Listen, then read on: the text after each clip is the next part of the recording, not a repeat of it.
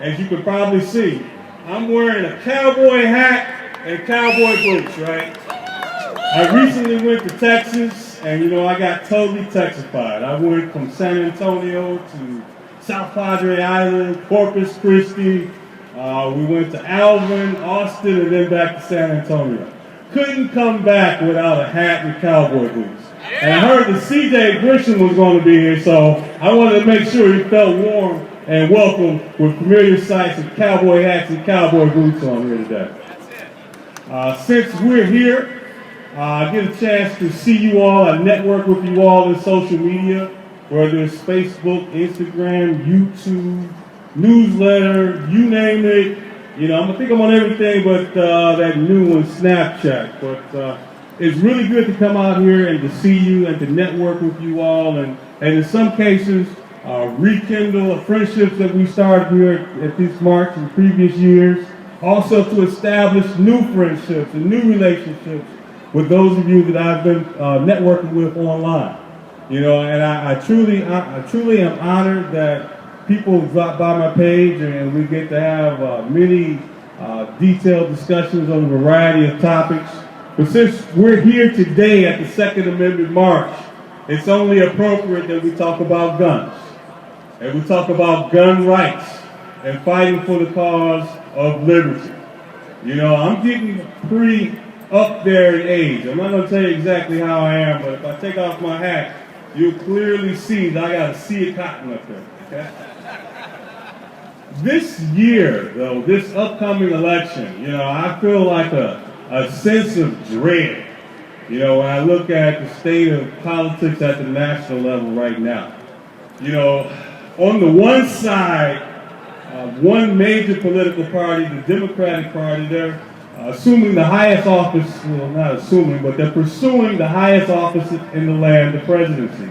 And when I look at what they're talking about, when I look at Hillary Clinton or Senator Bernie Sanders, and you look at them in their debates, it seems as though they're trying to one-up themselves on how draconian they would be if they were elected president. With Hillary Clinton, she's gone so far as to suggest that she should hold gun manufacturers accountable for the misdeeds of criminals who misuse the product and misuse their firearms. Senator Bernie Sanders, he's going to one-up her and he's going to say, well, you know what? Any firearm that cannot be used for hunting should be banned. Just in case you didn't know, I am firmly here to tell you that the Second Amendment is not about hunting.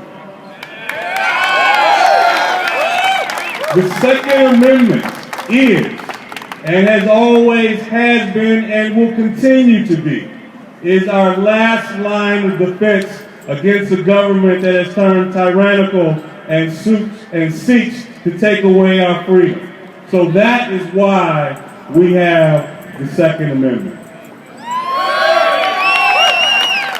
When you get to go out and to talk with fellow gun owners and fellow patriots about the cause of freedom, it's not unusual to hear people get really fired up on the subject, especially when you talk about their desire to keep gun ownership active and alive.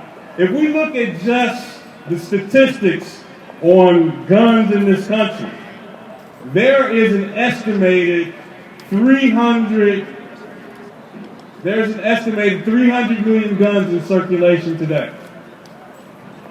Also, there's an estimated 100 million gun owners in this country. You do some quick math, people that own guns don't just like guns, they love guns. And if you love guns, you will do all that is necessary and is required to make sure that gun ownership remains a staple of our society. You will make sure you do what's required, that you will only vote for a pro-gun candidate. As far as I can see, and as what I'm going to tell you, is that there is no candidate in the Democratic Party running for president who's going to do right by us on gun rights. It's especially chilling for me personally that former Supreme Court Justice Antonin Scalia had the audacity to die while the Supreme Court was in doubt with respect to us having a new president. Scalia was a very stalwart, ardent, and fervent supporter of gun rights, and the fact that the next Supreme Court justice is going to be very important. Currently, the court is at a 4-4 split, which was really surprising because they voted unanimously that stun guns were indeed arms and were protected by the Second Amendment. But I say to you all, if we get a liberal anti-gun justice on the Supreme Court, we run the risk of having Heller overturned. We run the risk of having McDonald overturned. The risks are very high. So it is with this time that we have that I feel a sense of dread. However, I am confident when I look out among the group of you all today that there are still people like me who believe in the Second Amendment, people who are willing to sacrifice time out of their day to come out here and to rally towards our duly elected state representatives and our state senators and to tell them that we are in full support of gun rights here in the state of Michigan. Frequently, you'll hear people say things that cause others to pause. You'll hear them say things such as, sometimes the tree of liberty needs to be watered with the blood of patriots and tyrants. When you talk like the founding fathers of this country spoke, you tend to raise a few eyebrows. People look at you strange and say, oh man, you're definitely headed for the no-fly list. They're going to try to take your guns without due process. I'm here to tell you that when you speak like that, whether in person or online, you're going to get a couple of trolls online. And these trolls, true to form, they will question whether it is indeed possible for a group of citizens who are having their Second Amendment rights attacked. Is it even possible for patriots to rise up against tyrants? They might even ask you to show me just one example in this country since this country was founded. When has this ever happened? I'm here to tell you that this did indeed happen in this country. And if you've been in the gun rights movement for a while, you're already familiar with the story I'm about to tell you. If you are fairly new to the gun rights movement, I have a very short story that will edify you and educate you on a battle which lasted 2 days. August 1st of 1946. We are rapidly approaching the 70th anniversary of the Battle of Athens, Tennessee. Close to the end of World War II, McMinn County in the state of Tennessee welcomed its soldiers back home from the war, World War II. Our soldiers who valiantly and bravely served overseas fighting the Axis forces for the cause of freedom all across the globe. When they came home in 1946, 1945, they realized that the freedom that they were fighting for overseas did not indeed exist at home in McMinn County. Before these soldiers even came back, the local residents of this county petitioned the federal government, the Department of Justice, which was of course overseen by the President FDR, Franklin Delano Roosevelt. FDR and the Department of Justice didn't want to have anything to do with the allegations of corruption and tyranny that existed in McMinn County. What the veterans decided to do, the veterans decided, well, obviously with these tyrants in control of the county government, it's too late to reason with these guys. But at the current moment, it's too early to start shooting. So they thought that they would embrace the political process and tried to reform it from within.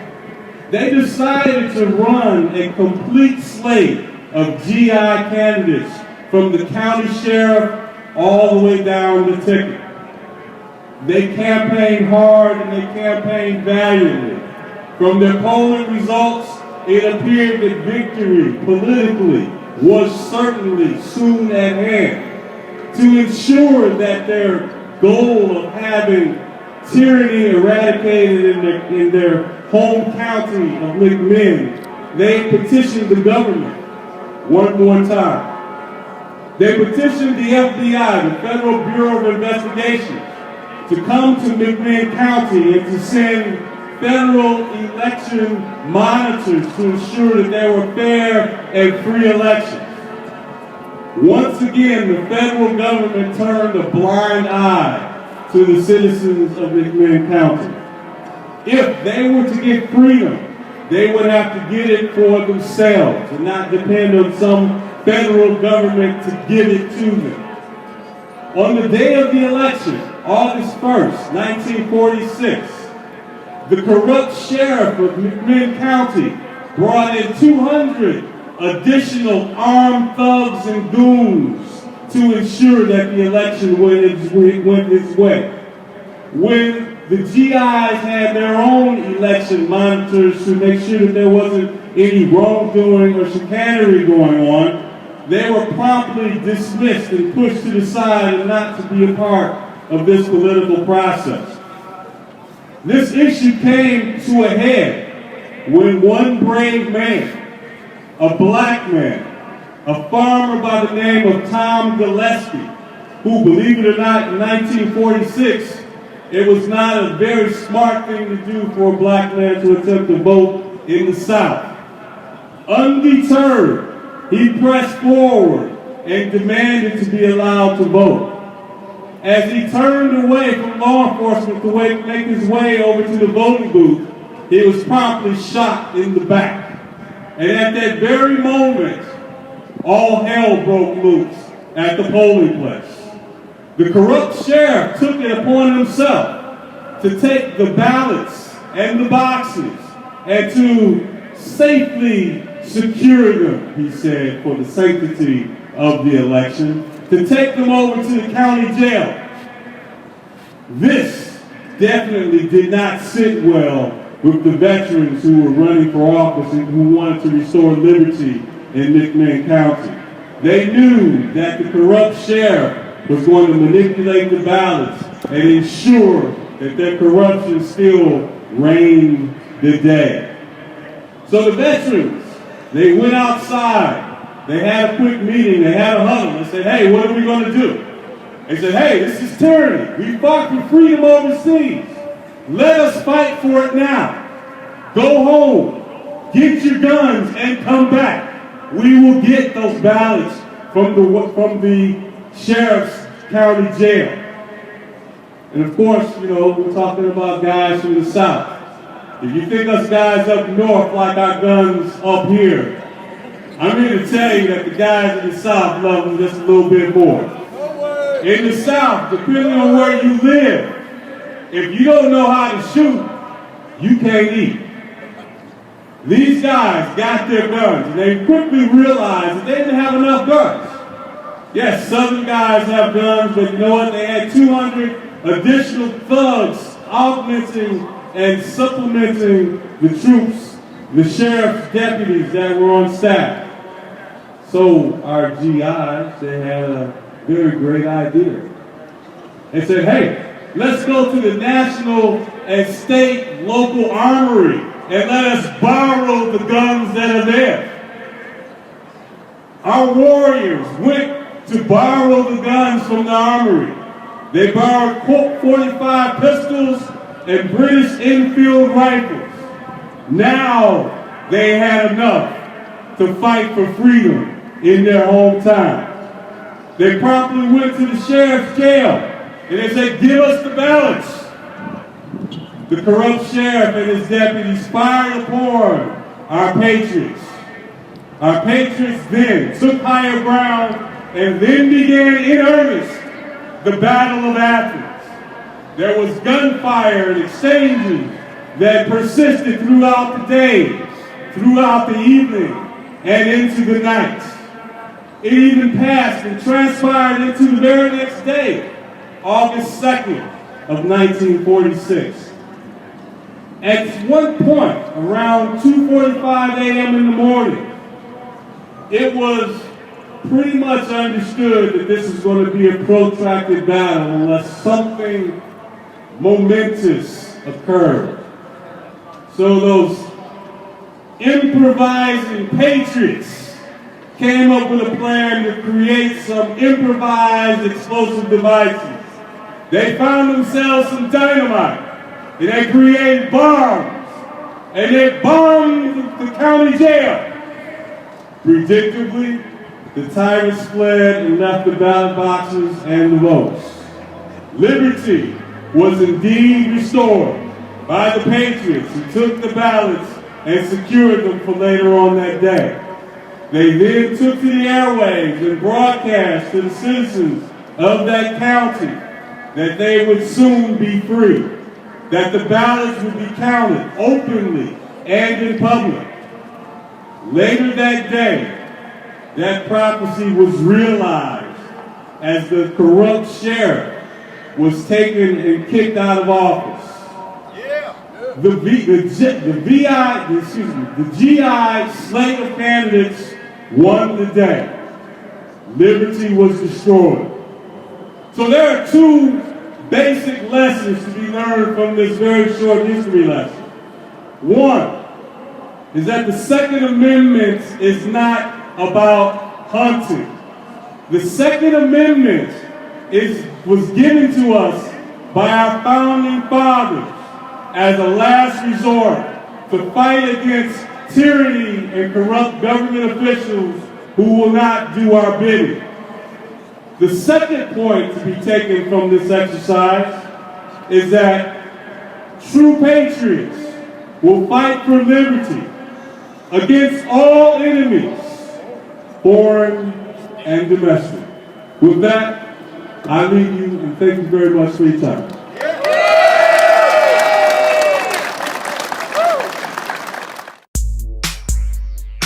Thank you for watching The Truth is Viral with your host, Bobby Powell. Make sure to follow The Apocalypse on Twitter at The Truth is Viral. Like The Truth is Viral on Facebook, and if you can, please remember to donate to the cause via PayPal at www.bobpowell.blogspot.com.